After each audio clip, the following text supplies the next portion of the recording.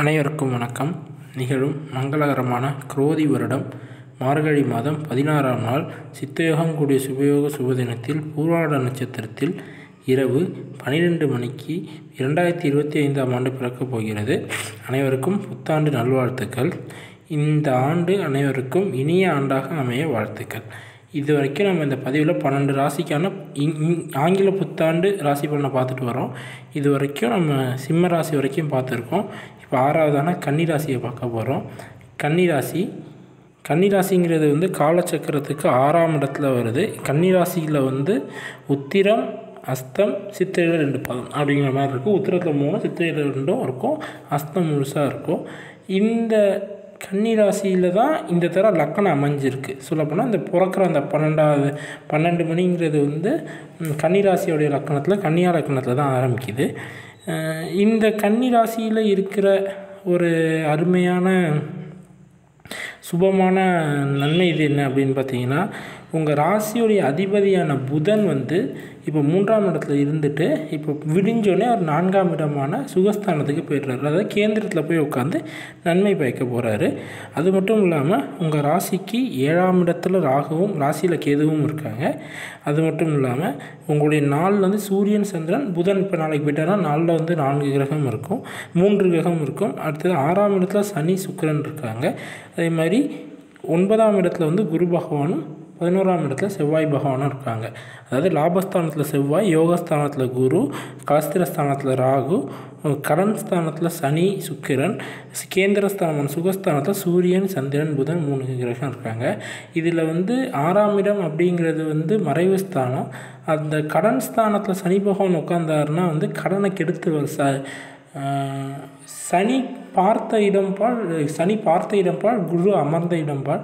அது மாதிரி பார்த்திங்கன்னா சனி பகவான் அந்த 7ஆம் இடமான 6ஆம் இடத்துல உட்காந்து உங்களுடைய 7ஆம் இடத்தை பார்த்து உங்களுடைய 12ஆம் இடத்தை பார்க்குறாரு. அது மட்டும் இல்லாமல் 3ஆம் பார்வை 8ஆம் இடத்தையும் பார்க்குறாரு. கூடவே சுக்கிரனும் 12ஆம் இடத்தை பார்க்குறதுனால இந்த ஐஎன்எஸ் அதிகார போக விரயஸ்தானத்தை பார்க்கறதுனா விரயங்கள் பாழாப்படுறது, விரயங்கள் செலவு இல்லாமல் போயிடும், பாழாப்படுதுன்னா அப்படி தான். அது மட்டும் இல்லாமல் இந்த ராசியுடைய 4ஆம் இடத்துல சூரியன், சந்திரன், புதன் சேர்க்கை இருக்குது இல்லையா. ஒரு வீடு கட்டுறது, நிலம் வாங்குறது, வண்டி வாங்குறது, கார் வாங்குறது அந்த 4ஆம் இடம் சுகஸ்தானம் தான் சொல்லுவோம். அந்த 4ஆம் இடமே உங்களுக்கு சூரியன், சந்திரன், உங்கள் ராசி அதிபதியான புதனும் போய் உட்காந்துக்கிறதுனால நீங்கள் நினச்ச காரியம் இந்த புத்தாண்டில் நடக்கிறதுக்கான வாய்ப்புகள் நிறைய இருக்குது.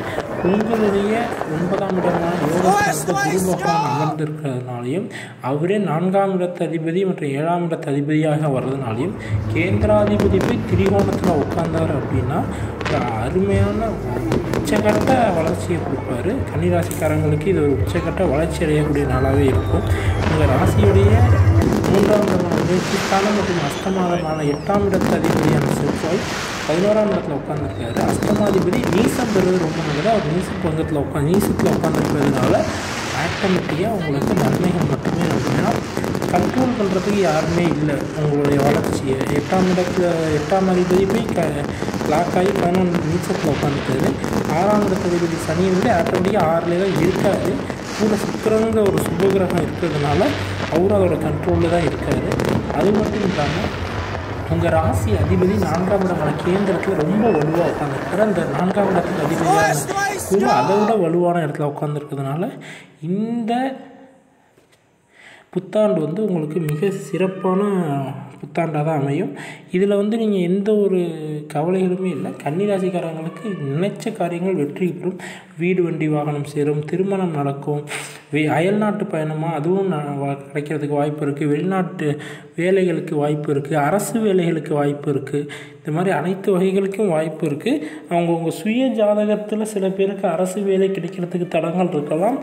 அப்படி சுய ஜாதகத்தில் இருக்க தடங்கள் இருக்கவங்களுக்கு மேபி வேணும்னா இது கிடைக்காம போகலாம். ஆனால் மற்றபடி மற்ற அனைத்து சகல கன்னிராசிக்காரர்களுக்கும் வேலை, வெளிநாட்டு வேலை கண்டிப்பாக கிடைக்கும். வெளிநாடு நீங்கள் போகிறதுக்கான வாய்ப்பு மிக மிக பிரகாசமாக இருக்குது. இதுதான் இந்த வருஷம் 2025 வருஷத்துக்கான கன்னிராசிக்கான ராசி பலன். நீங்கள் தைரியமாக எந்த ஒரு முயற்சியும் எடுக்கலாம் கன்னிராசிக்காரங்க. ஆகவே இந்த இந்த புத்தாண்டு இனிய புத்தாண்டாக அமைய வாழ்த்துக்கள். நம்ம சேனலை சப்ஸ்கிரைப் செய்து காத்திருக்கவும், அனைவருக்கும் ஷேர் செய்யவும். நன்றி, வணக்கம்.